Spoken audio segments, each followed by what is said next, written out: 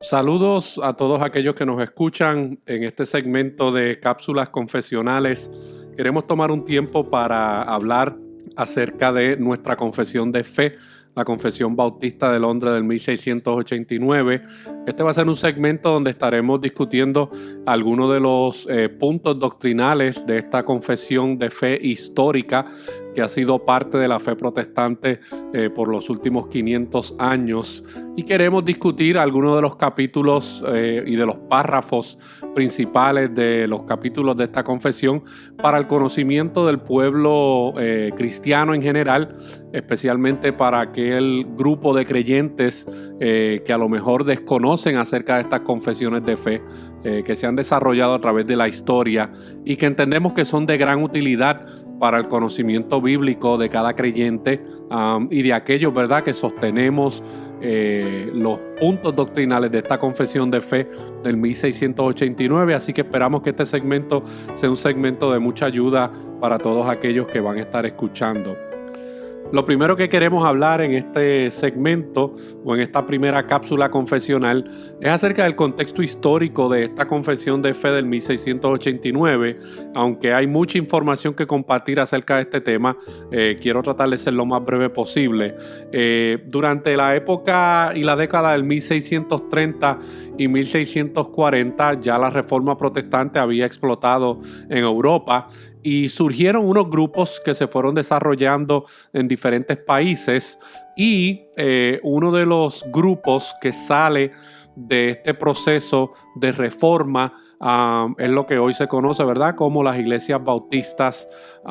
reformadas. Y este grupo, juntamente con los presbiterianos y los congregacionalistas, salen de la iglesia anglicana que se encontraba en Inglaterra, y estos grupos rompen filas con la iglesia anglicana porque la iglesia anglicana había abrazado una posición de iglesia y Estado y había desatado una persecución contra aquellos que no se adherían a lo que la iglesia anglicana estaba promocionando y lo que estaba enseñando. Y estos tres grupos, los presbiterianos, los congregacionalistas y los bautistas, se ven en la obligación de salir de medio de esta iglesia, y con el pasar del tiempo ellos fueron desarrollando sus propias confesiones de fe. Los presbiterianos desarrollan lo que se conoce como la Confesión de Westminster del 1647. Los congregacionalistas adoptaron básicamente los mismos artículos de la Confesión de Westminster, pero se les conocía como la Declaración de Savoy del 1658. Y no es hasta el 1677 que los bautistas redactan entonces lo que hoy se conoce como la Confesión de Fe de Londres. La primera edición se redactó en el 1677 y luego hubo una última revisión en el 1689. Y esta confesión de fe básicamente lo que hace es describir de una manera precisa cada uno de los puntos doctrinales importantes de la fe cristiana que los bautistas reformados de aquella época establecieron como sus doctrinas claves, aquellas cosas que los distinguían a ellos como cristianos protestantes dentro del contexto en el cual ellos se encontraban. Y es basado en ese contexto histórico que nosotros queremos comenzar a hablar de esta confesión de fe y ver capítulo por capítulo a lo que esta declaración de fe enseña. Queremos comenzar esta cápsula confesional hablando obviamente del primer capítulo de esta confesión de fe, y casi todas las confesiones de fe comienzan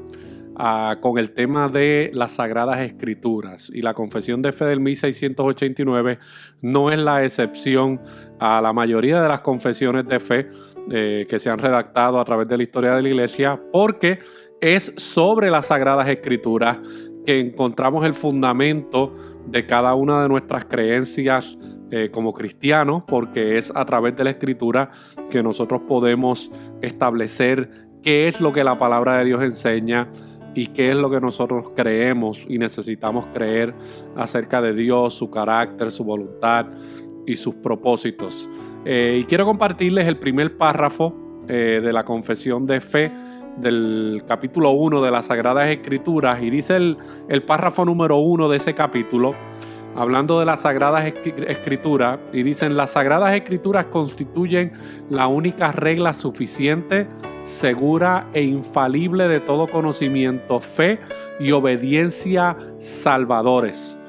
Aunque la luz de la naturaleza y las obras de la creación y de la providencia manifiestan de tal manera la bondad, sabiduría y poder de Dios que dejan a los hombres sin excusa, no obstante no son suficientes para dar el conocimiento de Dios y de su voluntad que es necesario para la salvación. Por lo tanto, agradó al Señor en distintas épocas y de diversas maneras revelarse a sí mismo y declarar su voluntad a su iglesia, y posteriormente para preservar y propagar mejor la verdad y para un establecimiento y consuelo más seguro de la iglesia contra la corrupción de la carne y la malicia de Satanás y del mundo, le agradó poner por escrito esa revelación en su totalidad, lo cual hace a las Santas Escrituras muy necesaria, habiendo cesado ya las maneras anteriores por las cuales Dios revelaba su voluntad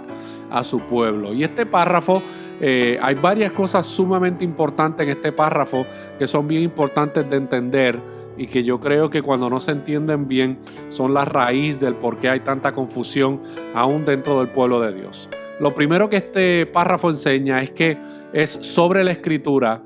que la fe cristiana se sostiene. Es sobre la Escritura la única regla suficiente, segura e infalible de todo lo que se necesita saber